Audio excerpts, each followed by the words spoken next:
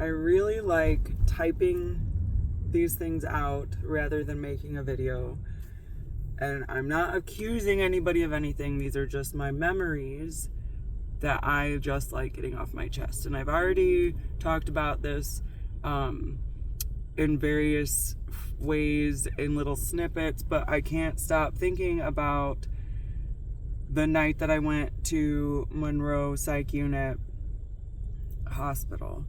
So I'm just going to talk about it for a little bit, and if I feel like typing it out later, I will.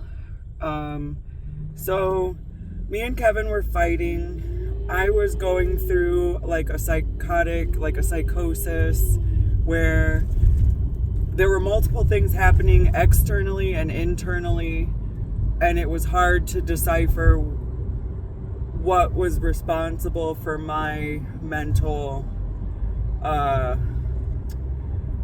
imbalance.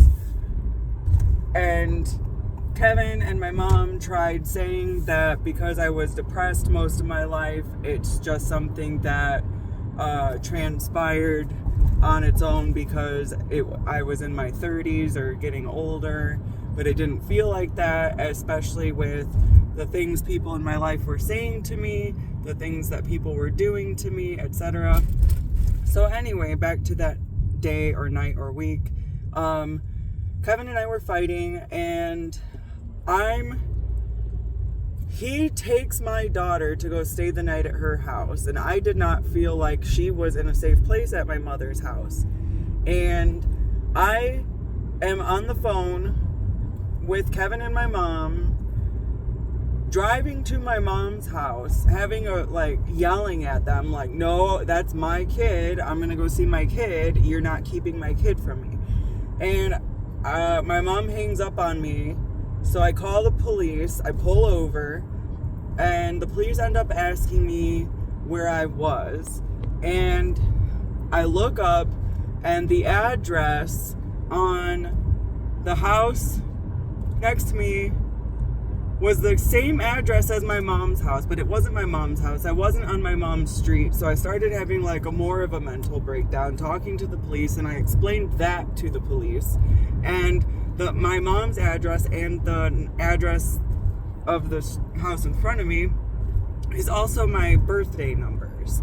So it was just overwhelming, and it was my whole life growing up. My mom was like, those are mine and your lucky numbers, because those were her birthday numbers too, but reversed. And it was just overwhelming, and I wasn't allowed to see my kid, and my person that I was blaming all of my mental problems on was trying to take my kid away from me. And so when we moved from California to Michigan with my daughter, my mom had really messy floors when we had visited a year before, and I was telling Kevin, oh my god, her floors are so messy. The first thing I do when I go to her house is we're going to clean the floors. I'm going to scrub the floors.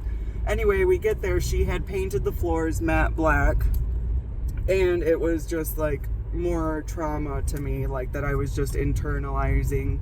Okay, I'm dealing with that right now. As while we were moving across the country, my hair was falling out. Before we left, Kevin's mom and I, who we were living with, got in a big argument, and she was banging on the door every day, let me see my granddaughter. And I'm I am with my baby right now, leave me alone. Anyway, that has nothing to do with this, but it kind of does. So my hair starts falling out again, the second time, in little bald patches, because of stress and probably hormones. I just had a baby. And so I'm just you know what? I'm not dealing with this stupid fucking shit right now. Fast forward to, I'm not dealing with the stupid floor shit right now. So fast forward to, Kevin and I get our own place in a trailer park. I have these neighbors. My neighbor's George Butch. He, on the night that, so I drive to my mom's house, call the police. When I call, I'm getting all over the place right now. Excuse me. Let me start over. So this is why I like writing it down, but it's also why it's hard to write it down. So when I'm at the 7-Eleven address, I call the police. My mom's probably going to be like, I'm going to sue you for this video now. Anyway, I call the police, and they say they're going to go check on my daughter. And I'm okay with that. I drive home, and I'm like really depressed. I had been depressed. I'm way more depressed. I'd already been to the psych unit once, which made everything worse for me, which everyone in my life was telling me it was better for me. But while I was on the medication, my depression got worse. I was just afraid that if I expressed that to my doctor, he would give me more medication that made me physically ill and constipated. So I didn't want to say I was more depressed when they were giving me the pills, because I didn't want to take the pills in the first place. Anyway, so I'm depressed.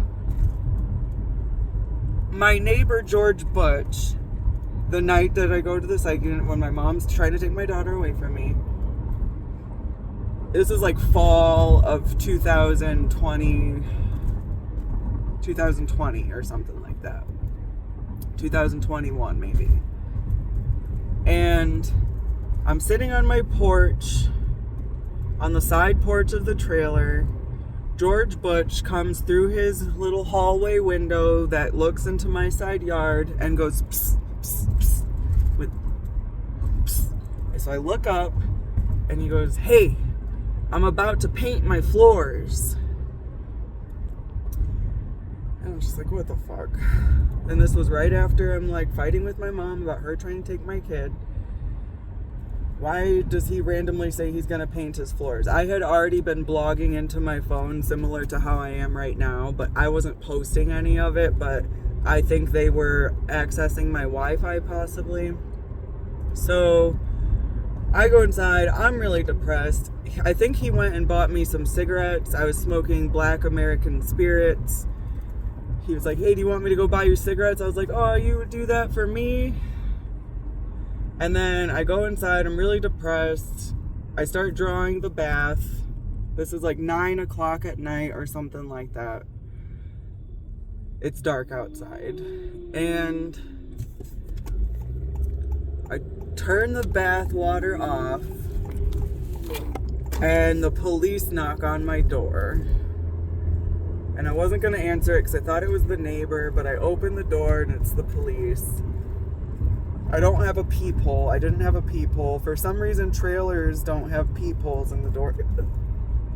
So,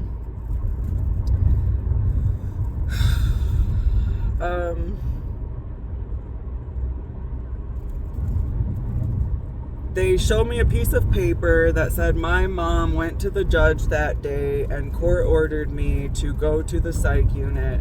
And in my mind, you know what, I'm like, well, I was about to kill myself, so I probably need to go anyway. I asked the police, is it okay if I smoke a cigarette before we go? They said, yeah, that's fine. I light the cigarette, smoke a couple puffs, and then I put it out, and I'm like, you know what, let's just get this over with. I can't smoke cigarettes in there anyway, let's just do this. So then everything's pretty chill and calm, and then they drive me to the hospital. They let me pick out some clothes to take, which I didn't have the option of doing that the first time. And then, so my mom shouldn't have known about the bath. She didn't know that I was going to kill myself. All she was trying to do, when she put the court order out, she put the court order out saying I was a danger to myself and others, which could mean suicide. But so I'm so depressed, I'm drawing a fucking bath so I can slit my veins in it. And everyone in my life isolated me. Not the people that I lost touch with. I'm not talking about my old friends or anybody like that. Or like, I'm talking about The people that I talked to on a daily basis and the people that said they loved me and my close friend, my couple of friends, like, all of those people that said that they cared about me completely isolated me while I was having a psychosis episode that was a few months, if not years, at that point. Tried to take my child away from me. Anytime I vented to Melissa Cashin about something that was going on, she would start shutting down, change the subject to talk about herself, about a story that she already had told me about, and eventually told me I needed therapy and to stop talking to her about my problems and go talk to a therapist. And I was like, okay, I guess I can't talk to my friend about my problems. I guess friends aren't for talking to your problems about. Friends are just for doing drugs and pretending everything's okay. That's what Melissa was to me. So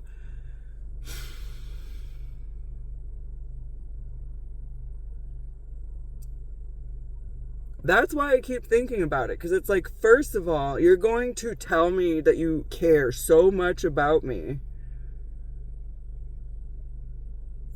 not actually ask me how I feel, what's wrong, actually want my opinion on anything, tell me my opinion about how I feel is invalid, and then listen to the people that I feel like are abusing me about what they think I feel.